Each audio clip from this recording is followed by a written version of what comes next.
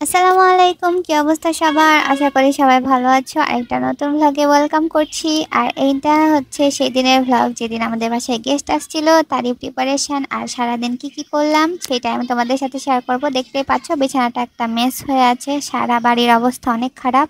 আর তোমাদের বাসায় কি এরকম একটা চেয়ার থাকে যেখানে আমরা সব সময় কাপড় রাখি? আমাদের বাসায় তো থাকে, এটা লাগবেই।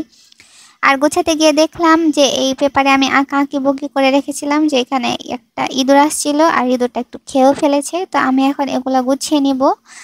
আর যেগুলা করতে করতে আমার সারাটা দিন প্রায় পার হয়ে যাবে।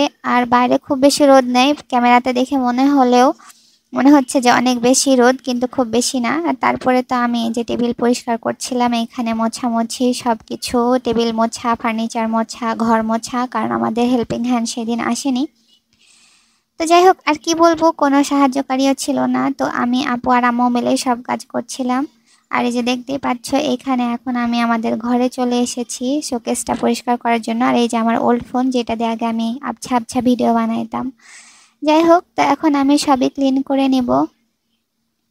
তো তোমাদেরও কি কেউ মেহমান আসলে এরকম সবই ক্লিন করা লাগে, নাকি আগেই ক্লিন করে রাখো তোমরা?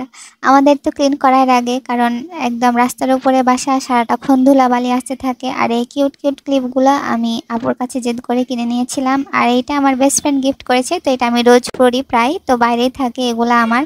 তো এগুলাকে একটু গুছিয়ে রাখতে হবে। এখানে আমার চশমা, আম্মুর চশমা, মানে ছোটোখাটো অনেক কাজ আছে। তো সেগুলো কাজ করে আমার খেতে বসতে বসতে প্রায় 3টা বেজে যায়। আর ঢেঁড়স ভাজা, অল্প একটু চিংড়ি আর ডাল ছিল দুপুরের খাবার।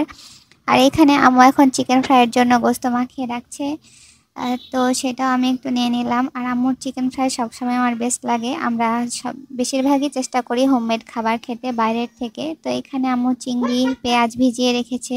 আর এখানে পায়েস রান্না করা হচ্ছে। এই পাশে আম্মু গোস্ত ভিজিয়ে রেখেছিল, রান্না করবে তাই। তো এতক্ষণে আমি বিছানার চাদরটাও চেঞ্জ করে নিয়েছি, সব ক্লিন করে রেখে দিয়েছি। এই যে দেখতে পাচ্ছ সব কিছু গুছানো একদম সুন্দর পরিপাটি হয়ে গিয়েছে। এখনো বিকাল, আর কিছুক্ষণের মধ্যে আমাদের গেস্টরা চলে আসবে। আমি বাইরের সোফাটা ক্লিন করে রেখেছি, কারণ এটা খুবই কম সময় আছে যে ভালো থাকে, কারণ ফালাকটা সব সময় এখানে নাচানাচি করতে থাকে।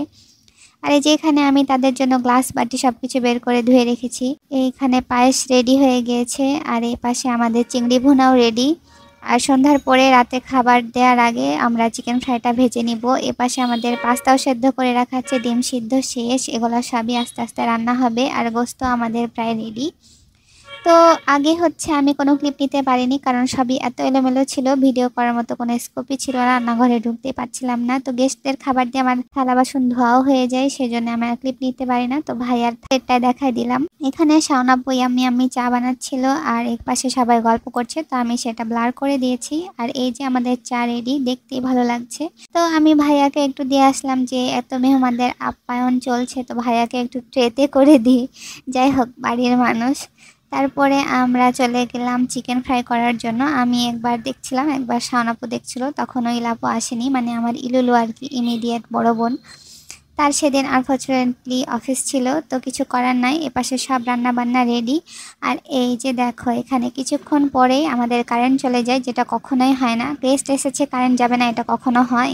তো কিছুক্ষণ এইভাবে থাকার পরে 15-20 মিনিট পরে আমাদের কারেন্ট চলে আসে। তো আমাদের সব রান্না রেডি, এখন হচ্ছে আমরা খেতে দিব। তো এইভাবে সুন্দর করে টেবিলটা সাজাই নিলাম, আমার কাছে দেখে অনেক ভালো লাগছিল। যদিও আমি পোলাও টোলাও এত খুব বেশি খেতে পারি না। তোমরা এরকম মানে দাওয়াত বাড়ির খাবারকে ভালোভাবে খেতে পারো, আমাকে জানিয়ে দিও। আর তোমাদের কোন খাবারটা সব থেকে বেশি পছন্দ সেটা আমাকে বলো। এই যে দেখো, আমার খাবার অল্প একটু ভাত, একটু চিংড়ি আর একটা গোস্ত নিয়ে এসেছি। আর এখানে ইলাপো ফালাকে খাওয়ানোর চেষ্টা চলছে। আর এখন গেস্ট চলে গেছে, আর তারপরে এই যে এখন সবাই খাওয়া দাওয়া করবে। আর এটা হচ্ছে পরের দিন সকালের অবস্থা, যেখানে আমি আগে রাত্রেই সব থালা বাসন ধুয়ে রেডি করে রেখেছিলাম। এখন আবার এগুলো উঠিয়ে আমাকে গুছাতে হবে, মানে কাজের কোনো শেষই নাই। যাই হোক, বাসায় থাকলে যা হয় আর কি, কাজ আর কাজ।